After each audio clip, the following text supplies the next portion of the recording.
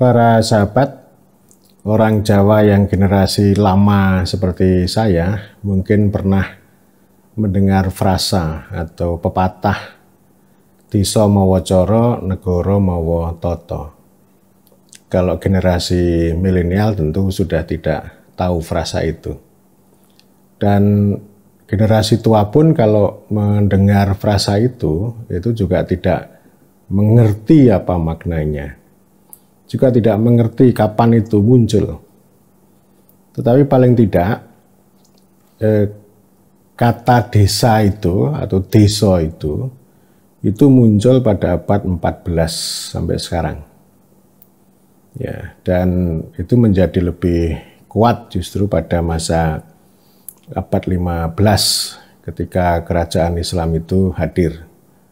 Misalnya dikenal dengan Desa Perdikan Kadilango, tempat Sunan Kalijogo yang sekarang jadi makam yang ramai dikunjungi untuk ziarah itu termasuk Desa Perdikan gitu. Kembali ke situ ya.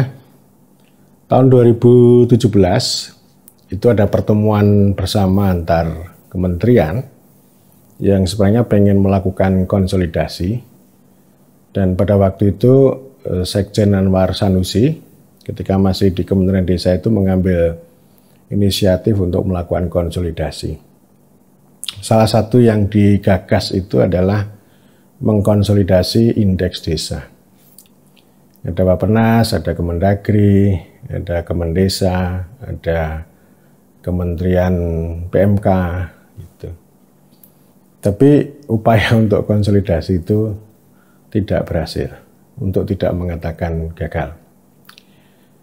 Pada waktu itu, seorang pejabat eselon 1 Bappenas, yang kebetulan juga orang Jawa, bilang menghadirkan frasa itu. Frasa Disa mawa cara, negara mawa tata itu. Kemudian begitu giliran Sekjen Anwar Sanusi menyambutnya Desa mawa cara, negara mawa tata, undang-undang desa mawa tara gitu. Jadi forum ketawa, terus kemudian ada teman langsung nyeletuk, berarti toro itu toto coro gitu ya. Maksudnya menunjuk saya gitu. Nah, saya akan membicarakan makna ini.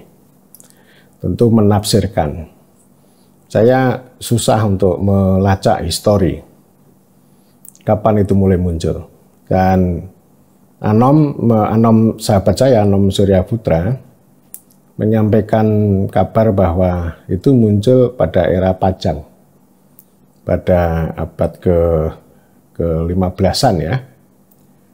Dan memang ini frasa Disa mawa cara, artinya desa itu mengandung cara,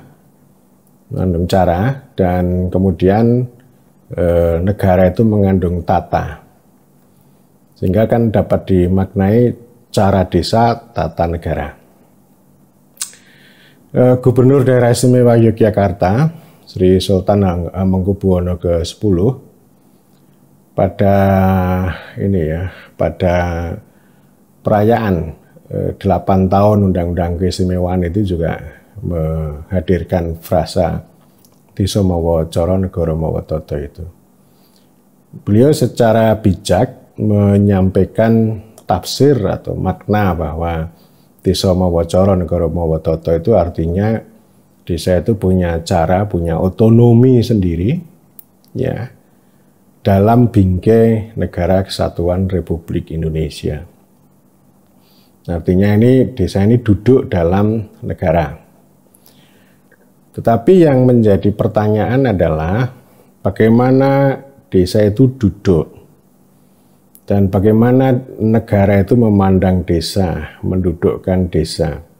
Dan sebaliknya bagaimana desa itu memandang negara. Ini saya kira menarik ya.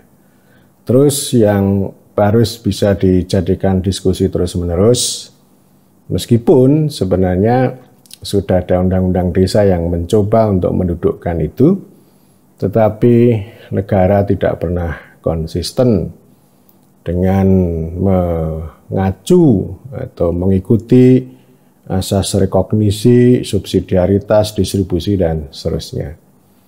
Yang arahnya untuk membuat desa kuat, maju, mandiri, dan demokratis sebagai landasan untuk kesejahteraan dan keadilan. Negara tidak menjalankan prinsip itu, tetapi lebih banyak menjalankan proyek dana desa. Desa mawa cara atau cara desa dan tata negara itu warisan masa lalu dan tentu masih sangat relevan untuk hari ini. Dan sebenarnya undang-undang desa itu juga mengacu pada spirit yang berbeda ini. Ya. Ini artinya kalau kita berbicara relasi antara negara dan desa yang saya sudah bicara juga dalam video-video sebelumnya, itu cara negara, tata negara dan cara desa. Ini kan ada dua pilihan, mau pluralisme artinya dengan prinsip desa mawa cara dan negara mawa tata, ini saya maknai sebagai pluralisme. Pluralisme itu majemuk, paling tidak berbeda antara cara desa dengan tata negara, atau yang satu lagi itu namanya etatisme, model Eropa, model sentralistik, ya, formalistik gitu, lalu birokratik, ya pokoknya seperti cita rasa NKRI gitu ya, cita rasa NKRI yang sebenarnya juga Bhinneka Tunggal Ika itu kan maknanya bukan hanya budaya gitu, bukan hanya suku, agama, budaya gitu, tetapi juga kesatuan-kesatuan masyarakat hukum itu juga sebagai satu kebinekaan gitu. Kebinekaan itu kan bukan berarti lalu diseragamkan, ditunggalkan, bukan. Tetapi bagaimanapun kita ini kan secara historis, secara sosiologis itu pluralisme, dan itu warisan masa lalu gitu. Terus kita ini kan sangat beragam, di Jawa saja sangat beragam, apalagi kalau kita mengenal masyarakat yang begitu kompleks di Nusantara ini. Ini punya dimensi sejarah yang nanti akan saya letakkan juga dalam kerangka bagaimana antara pluralisme dengan etatisme ini gitu. Jadi saya belum menemukan, sekali lagi, belum menemukan apa konteks dan makna desa mawa cara, negara mawa tata. Tetapi saya memahami bahwa ini dua hal yang berbeda, karena sejarah pada masa lalu itu bahwa hubungan antara kerajaan sama desa itu kan tidak tunggal. Antara satu desa dengan desa yang lain, dengan raja itu berbeda. Ada yang pola begini ya, pola patron klien yang sangat kuat ya, klientelisme. Bagaimana sejumlah kepala desa itu betul-betul menghamba, loyal pada raja, dan kemudian raja juga sangat baik, sangat budiman pada desa yang sangat loyal itu. Jadi loyal itu kan artinya apapun yang diperintahkan raja dijalankan, dan kemudian desa itu akan memperoleh perlindungan dengan baik gitu.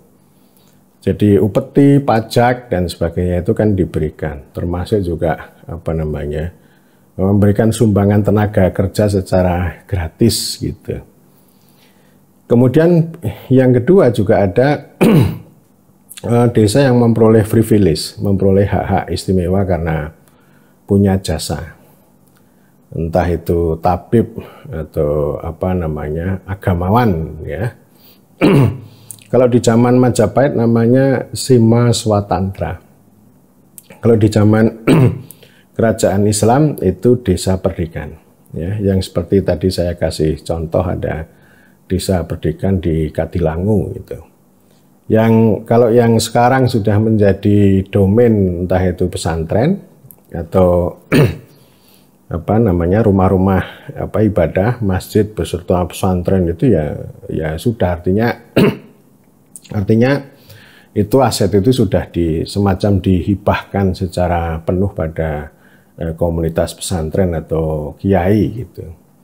Tetapi secara institusional itu desa pendidikan itu dihapus pada masa pada masa kemerdekaan. Ada Undang-Undang Nomor 13 tahun 1946 itu dihapus karena desa pendidikan ini terlalu feodal dan terlalu istimewa banget. Mengapa ada yang pendidikan, mengapa ada yang tidak gitu. Jadi desa pendidikan atau desa Sima Swatantra itu punya otonomi khusus, sangat khusus ya, dan tidak punya kewajiban untuk membayar upeti maupun pajak. Jadi sangat istimewa. Kemudian yang ketiga juga ada contoh hubungan yang tegang, yang renggang antara sejumlah desa dengan raja, dan ini jumlah ini ya cukup banyak juga gitu. Dan dari periode ke periode itu memang dinamis. Kalau kita membaca buku karya-karya Zan Christie itu ya, jadi karena di Mataram kuno itu kan masih sangat kecil, itu disebut sebagai kedatuan ya. Jadi dia tidak butuh suatu negara yang raksasa begitu, tidak butuh uang yang terlalu banyak. Sama juga cerita tentang oleh Stephen Lansing di Bali ya, kerajaan di Bali kan kecil-kecil gitu. Jadi dia tidak terlalu menghisap ya, tidak terlalu menghisap, menindas terlalu banyak. Sama juga dengan cerita Christian Dobin ya di Sumatera Barat ya, di kerajaan Pagaruyung itu tidak melakukan penghisapan terhadap nagari-nagari itu, bahkan nagari itu dihormati untuk mempunyai otonomi. Karena apa? Karena kerajaan itu sudah punya sumber-sumber keuangan sendiri, yaitu dengan tambang emas yang bisa langsung menjalin perdagangan dengan Asia Selatan maupun Asia Barat itu ya. Nah, cerita di Mataram kuno itu soal pajak dan upeti itu bisa dinegosiasikan ya. Artinya ini ada, kalau negosiasi ini kan berarti ada ada keberanian lah dari desa untuk menegosiasikan itu. Nah, kalau negosiasi nggak bisa ya akhirnya kan lari itu, menghindar itu. Tapi ini kisah ini tidak banyak ditemukan di Mataram kuno, karena negosiasi itu selalu masih bisa diakomodasi karena ada hubungan ketergantungan ya. Raja tetap tergantung pada desa juga, kalau nggak dapat pajak, upeti, tenaga kerja ya raja dan keluarganya mau makan apa gitu. Tapi memang zaman sudah berubah ya, eranya formasi negara, formasi politiknya sudah berubah ketika muncul kerajaan di Jawa Timur. Ya, entah itu Medang Kamulan, Kahuripan terus begitu ya, sampai Majapahit. Itu ya ini jadi menarik ya. Jadi ketegangan antara desa dan negara atau kerajaan itu semakin menguat ya, karena memang kerajaan itu mencaplok ya, menundukkan, menghisap dan seterusnya. Saya kalau kita membaca sejarah itu, desa-desa yang di Bromo itu, yang di pegunungan itu karena lari gitu ya, karena mereka itu namanya bedol, kemudian akhirnya dikenal sebagai bedol desa. Atau yang disebut oleh Michael Ladas itu, dia juga cerita itu namanya avoidance ya, menghindari tekanan atau penghisapan atau penindasan oleh raja itu. Yang itu semuanya hubungan yang sangat tegang itu kan, desa menyikapinya kan macam-macam tadi ya. Ada yang loyal penuh, kemudian ada yang dapat privilege, lalu ada yang bernegosiasi, bahkan juga pada akhirnya avoidance dengan cara bedol desa. Dan oleh karena itu ini hubungan yang sangat tegang ini, menurut saya itu lalu memunculkan frasa itu, desa mawa cara, negara mawa tata. Artinya ya negara itu jangan memaksakan segala sesuatunya kepada desa. Jadi memang desa itu harus hargai, dihormati.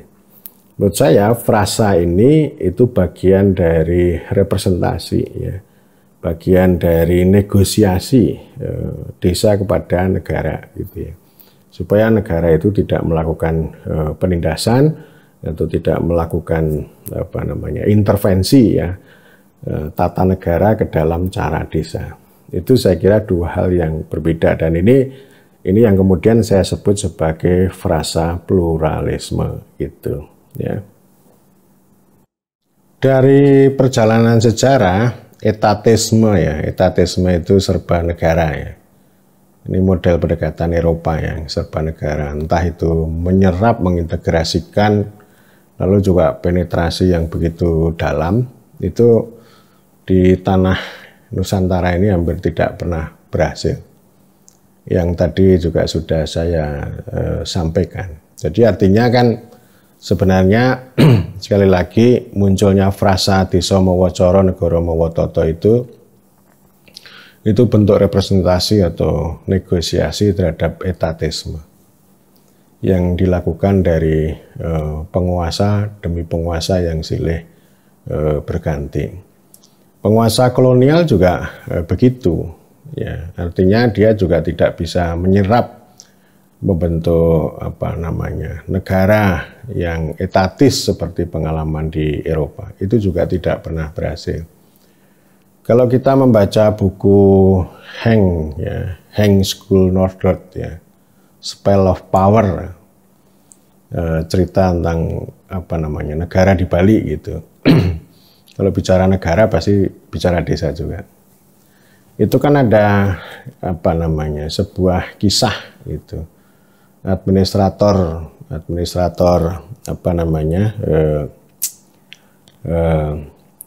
kolonial itu melihat ada keganjilan bahwa apa yang disebut dengan negara, gitu. Kan bahasa negara sudah ada, kalau dulu juga sudah ada. Kerajaan itu, termasuk kerajaan, itu tidak seperti negara, ya, tidak seperti negara yang dikenal di Eropa. Ini lain sekali, gitu.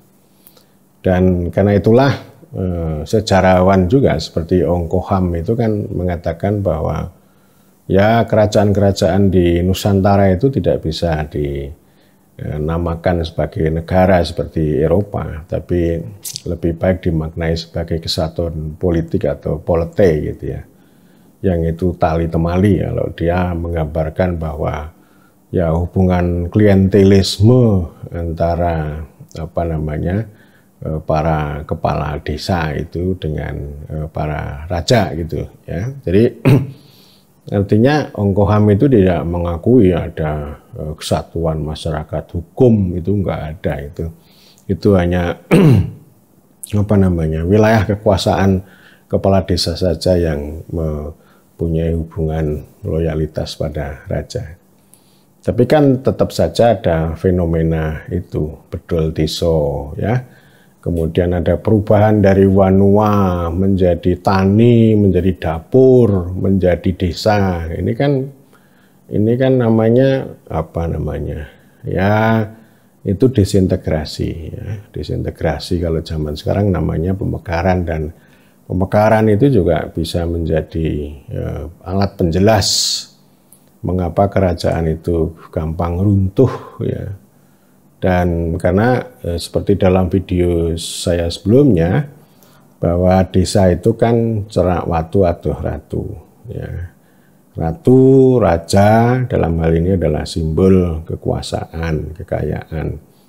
Kalau batu, ya, itu ya desa itu simbol kekuatan.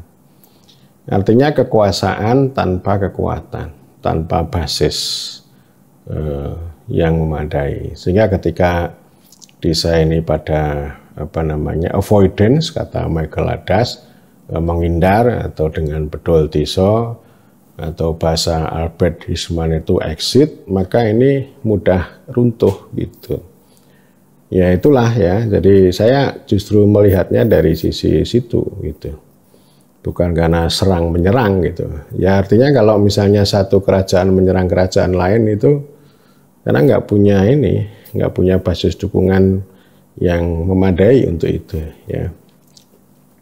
Sehingga ini kan kita mengingatkan bahwa ya anggaplah harus diletakkan bahwa desa itu punya punya batu landasan, batu penjuru, menjadi kekuatan bagi negara.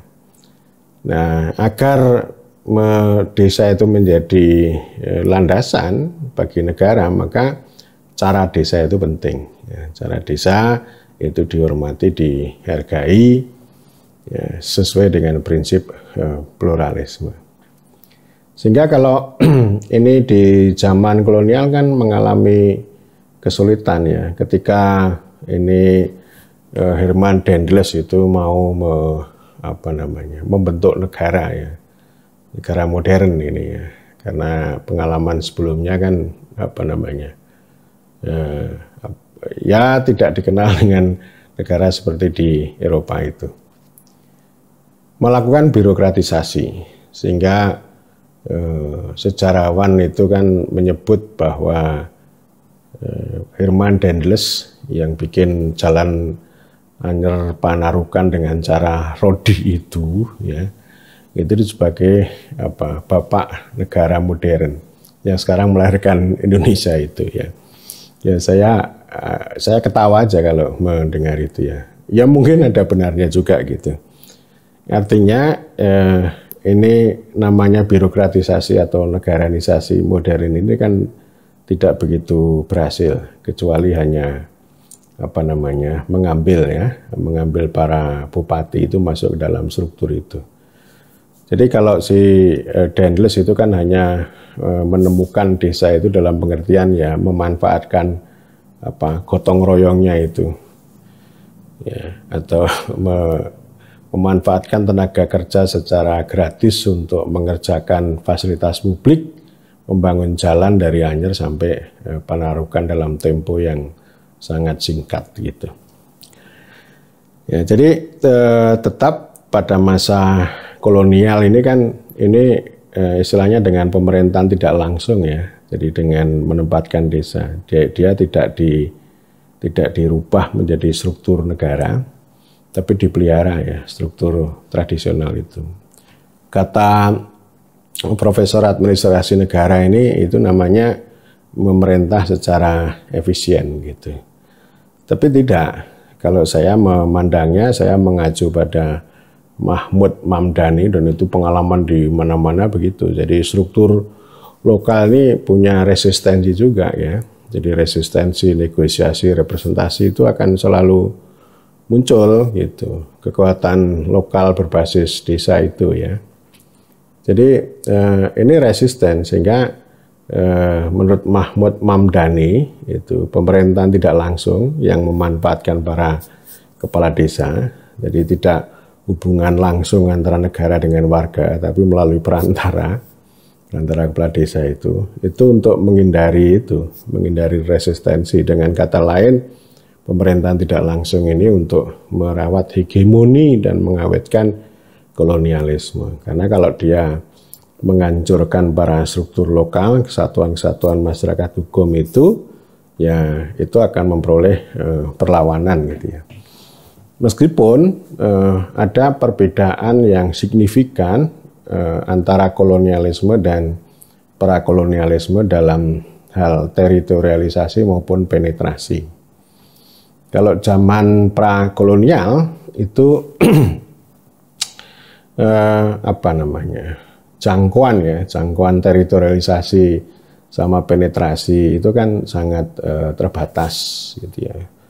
Sehingga kalau misalnya ada ketegangan antara desa dengan kerajaan, desa itu bisa exit, bisa bedol desa, bikin desa baru gitu. Yang awalnya di dekat sungai lalu menjauh di lereng gunung, bahkan di pucuk gunung juga. Itu kan untuk menghindari pengejaran ya, dikejar oleh tentara atau oleh petugas pemungut pajak gitu. Nah, kalau di zaman kolonial karena birokratisasinya itu kuat gitu, para bupati dan aparatnya itu menjadi birokrasi, lalu mereka punya teritorialisasi dan penetrasi yang begitu kuat sehingga paling tidak di tanah Jawa itu hampir tidak ada wilayah atau sejengkal tanah yang luput dari teritorialisasi dan penetrasi negara kolonial itu, sehingga desa itu tidak punya ruang untuk negosiasi atau resistensi lalu menghindar gitu ya, membuat desa baru, membuat teritori baru itu tidak mungkin gitu. Nah, resistensinya dengan cara itu dan pemerintahan tidak langsung itu gitu.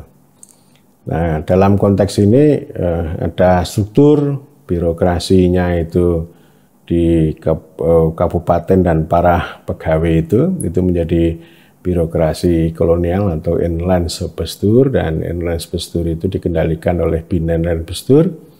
Lalu desa itu sebagai kesatuan masyarakat hukum pribumi punya otonomi, tapi kepala desanya itu dikontrol.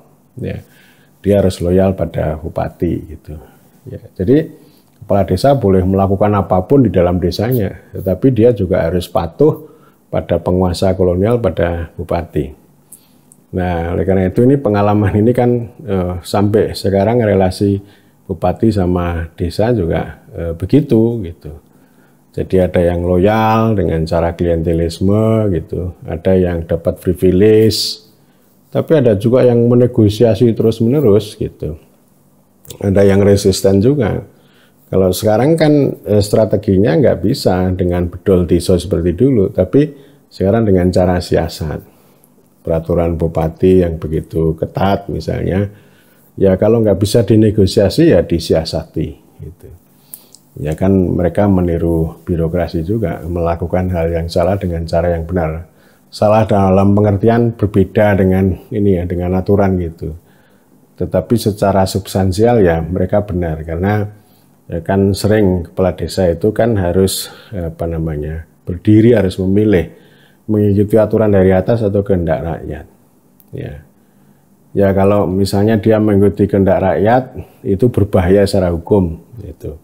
Itu akan punya urusan panjang lebar gitu. Tetapi kalau dia mengikuti legalitas dari atas, dia akan kehilangan legitimasi dari bawah. Ini dilema gitu. Yang kalau kepala desa itu berani gitu, maka bikin siasat. Yang ini yang aturannya disiasati. Kehendak lokalnya itu diikuti, lalu administrasinya yang diberesi gitu. Jadi ini strategi siasat gitu ya. Dan dalam konteks itu perbedaan antara perintah dari atas, instruksi dari atas dengan kehendak dari bawah itu yang terus menerus dihadapi dan sampai hari ini gitu. Jadi misalnya kepala desa Pacarjo Suwadi gitu, ketika hiruk pikuk BLT gitu, beliau mengatakan begini, sudahlah pemerintah itu menetapkan tujuan, biar kami jalankan dengan coro deso, cara desa. Dan inilah kemudian yang saya pakai. Oke deh, kalau memang ini zamannya darurat, BLT darurat, nggak apa-apa. Ini kan artinya negara ini atau pemerintah ini kan sedang mengurus rakyat dengan cara BLT itu. Ya, jadi meskipun ya nggak apa-apa lah dia menggunakan ini kita dudukkan di situ ya, artinya desa ini kan juga membantu negara, ya. Bantu negara dan dalam konteks itu untuk mengurus kepentingan warga. Yang penting negara itu atau melalui pemerintah itu kan menetapkan jangan sampai ada ada rakyat yang kelaparan. Ada rakyat yang nggak bisa makan dan sebagainya atau mengalami dampak ya yang serius dari pandemi itu. Tolong desa ini urus ya gitu. Ya sudah gitu. Jadi ini kan namanya kan tujuan gitu. Ya sudah, caranya itu biar dilakukan oleh desa. Entah dengan bagi roto gitu. Ya, kan biasa kalau di Jogja itu kan bagi roto, bagi rata. Ini kan menghindari konflik itu. Semuanya dapat, meskipun itu bisa saja itu tidak adil karena banyak juga pensiunan PNS ya, itu kan minta jatah juga. Karena mereka merasa sebagai warga gitu. Ya, jadi kembali di sini ini menjadi pelajaran penting sebenarnya antara pendekatan pluralisme dengan pendekatan ini ya etatisme. Atau kalau kita lihat pada sisi yang lain juga bisa ini antara isolasi ya, isolasi itu artinya dibiarkan aja, terserahlah desa itu dibiarkan, istilahnya isolasi itu sama dengan cuci tangan ya, negara nggak usah ngurus. Ini kayak Amerika ini kan melakukan isolasi terhadap suku Indian itu dibiarkan aja gitu, nggak diperangi, nggak diapa-apakan gitu. Ya akhirnya kan dari sisi kewargaan itu kan mengalami kerugiannya di situ ya, artinya nanti orang-orang desa ini tidak akan memperoleh kewargaan yang baik. Ya ini pun juga terjadi gitu ya. Artinya pendekatan pembangunan ya, pembangunan yang bias kota itu kan juga bentuk lain dari isolasi gitu. Ya, jadi artinya yang diutamakan kota lalu desa itu hanya dapat residu. Untuk membangun kewargaan orang desa bukan dengan pemerintahan, bukan dengan pendekatan pemerintahan, dengan proteksi dan distribusi yang lebih baik gitu, tetapi dengan urbanisasi gitu. Urbanisasi terjadi karena daya tarik di kota tadi gitu, lalu ada daya dorong. Daya dorongnya karena ya di desa terjadi krisis penghidupan ya, hidup nggak bisa bekerja. Akhirnya kalau ya kewargaan itu kan itu ukurannya. Saya udah ngomong di sebelumnya. Salah satu ukuran penting kewargaan itu hak dan kewajiban. Salah satu hak dan kewajiban adalah bekerja itu. Ya di desa nggak bisa bekerja, lalu ya cari pekerjaan di kota gitu. Ini kan namanya mengisolasi. Jadi dibiarkan aja. Ya. Di kutub yang satunya itu namanya campur tangan atau sama dengan etatisme tadi ya. Etatisme sama juga dengan intervensi, sama juga dengan imposisi. Posisi itu yang paling ekstrim ya desa itu dilenyapkan lah, nggak ada lagi kesatuan masyarakat hukum, nggak ada pemerintah desa gitu. Ya artinya hanya ada namanya, misalnya desa apalah gitu ya, desa Banguntapan misalnya gitu. Ya namanya ada, tetapi organisasi pemerintah desanya atau kesatuan masyarakat hukumnya nggak ada. Semuanya diserap pada menjadi bagian dari negara.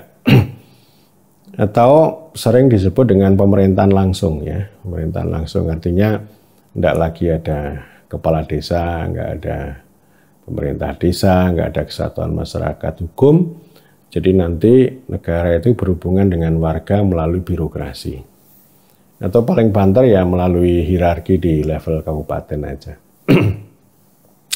Itu namanya pendekatan etatisme model Eropa. Jadi ini namanya integrasi, intervensi, memaksa lah. Jadi dipaksa desa itu dilenyapkan gitu. Itu kalau berani sih gitu. Tapi konstitusi kan tidak bicara itu. Konstitusi kan tetap mengakui, menghormati ada kesatuan masyarakat hukum, adat gitu. Nah, pendekatan intervensi yang lain ya dengan cara itu memaksakan tata negara ke dalam cara desa. Aturan, banyak aturan ya. Itu namanya birokratisasi, teknokratisasi. Dipaksakan ke sana. Dan ini yang paling banyak. Dari dulu begitu ya. Apalagi di zaman Orde Baru itu sampai sekarang.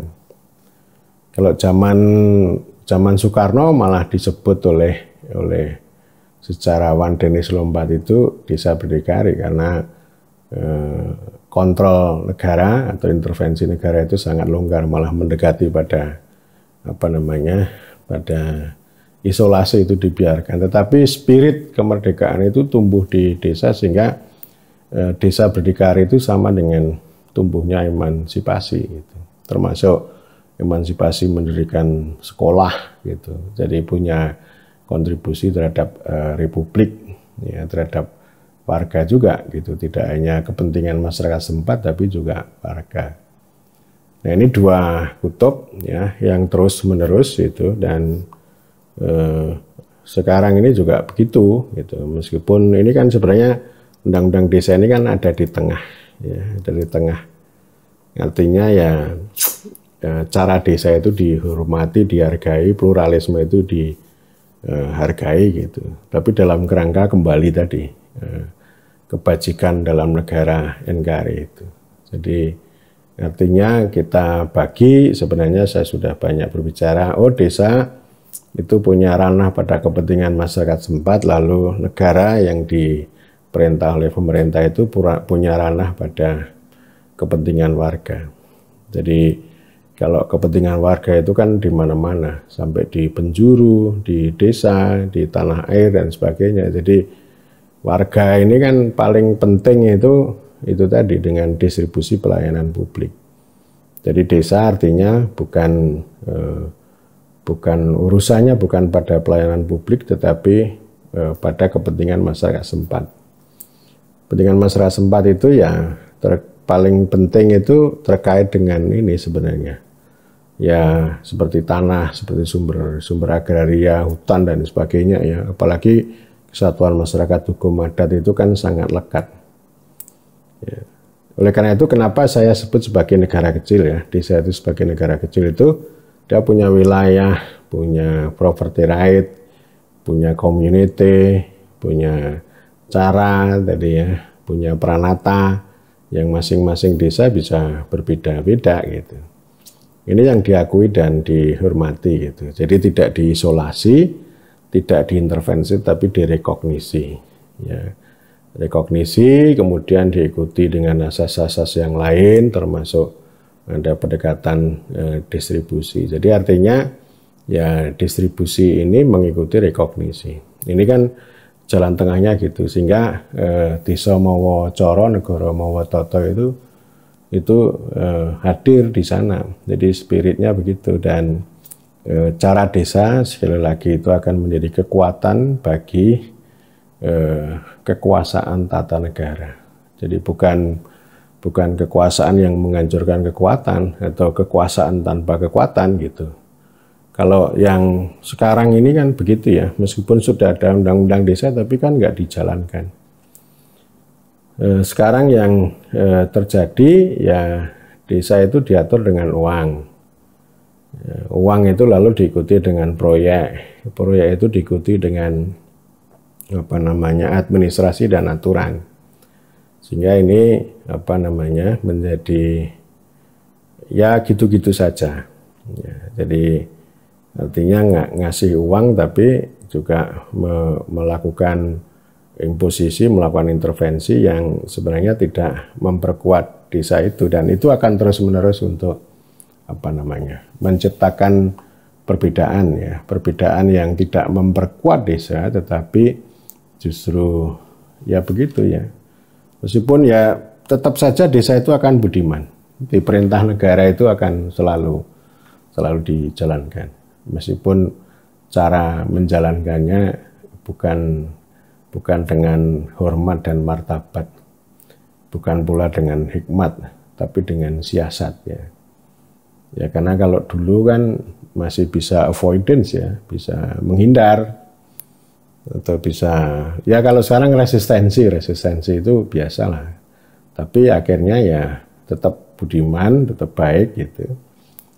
Yang dengan cara siasat. Itu yang sekarang yang bisa dilakukan. Jadi akan begitu terus ya. Sehingga ini kalau kita bicara tentang perubahan desa yang menjadi yang ngetop gitu ya. Itu bukan tergantung pada pendekatan negara, bukan pada regulasi, tetapi pada kapasitas agensi, kapasitas agen atau kepemimpinan lokal gitu. Jadi tergantung kepemimpinan lokal. Kalau kepala desanya hebat, berani gitu ya, kemudian visioner dan sebagainya, desanya akan berubah lebih baik. Tapi kan saya juga selalu kritik ya. Lalu apa gunanya kita bernegara, punya konstitusi, punya hukum, kalau perubahan itu tergantung pada orang gitu, pada individu, pada orang, bukan pada struktur gitu ya. Nah, saya kira begitu itu artinya begini ya, sebenarnya Desa Mawa Cara Negara Mawa Tata itu mengingatkan kita. Ingatkan kita ya, pendekatan kita harus begitu ya. Dan saya sudah berbicara juga bagaimana memerintah desa. Di video saya sebelumnya sudah berbicara tentang itu. Kalau mau lebih baik ya, supaya desa, paling tidak begini ya, supaya desa tidak menjadi korban dan korban itu menjadi beban bagi negara, maka ya akhirilah ya, dengan pendekatan yang tadi memaksakan tata negara, termasuk memaksakan uang administrasi gitu ya. Tata negara itu kan tadi ya, uang administrasi, proyek, aturan gitu. Itu hanya hanya gitu-gitu saja ya. Jadi kalau dulu ya, seorang direktur pemerintahan desa mengatakan, oh desa yang maju, yang baik, yang kuat itu kan hanya 10% gitu. Sambil ketawa saya mengatakan, loh Bapak kan udah jadi direktur 11 tahun, lalu ngapain kalau dari dulu sampai sekarang hanya 10%, seharusnya tambah dong gitu. Ada kebijakan, ada hukum itu kan dalam rangka untuk menambah 10% menjadi lebih banyak. Ya gitu-gitu saja. Kalau sekarang kan misalnya ada Pangungharjo, ada Ponggok yang hebat itu lalu ditunggangi ya, ditunggangi. Siapa yang nunggangi? Yang pengen pertunjukan, nunggangi itu jadi seakan-akan sukses ya. Padahal kan suksesnya bukan karena mereka, tapi karena apa namanya, kreasi lokal, keberanian lokal dan sebagainya gitu. Dan itu ya itu udah banyak saya ngobrol gitu. Penting juga untuk dikatakan bahwa cara desa itu kita maknai sebagai pengetahuan lokal. Jadi desa itu ya subjek ya sumber ya basis pengetahuan lokal. Kalau kita mau menjadi lebih bermakna dalam memerintah desa itu ya itu cara desa, pengetahuan lokal itu dihadirkan, bukan SDGs desa gitu ya. Itu bukan pengetahuan lokal tuh ya dan sebagainya gitu. Itu enggak gitu, termasuk ya saya kira entah banyaklah desa smart gitu. Itu digital village, smart village itu nggak sesuai dengan denyut kehidupan orang desa. Itu termasuk tadi ya, imposisi tata negara ke dalam desa, meskipun itu bukan tata negara dalam arti yang sebenarnya. Itu kerja-kerja teknokrat ya. Teknokrat itu punya kekuasaan berdasarkan keahlian tapi tanpa pengetahuan yang memadai. Nah ini nanti saya akan bicara pada video yang lain ya mengenai ini. Jadi ini lanturan saya begitu, nggak sistematis ya, ngalor ngidul, nggak jelas gitu. Tapi poin-poinnya saya kira sudah saya sampaikan banyak lah di kesempatan kali ini. Saya kira demikian dan matur nuwun.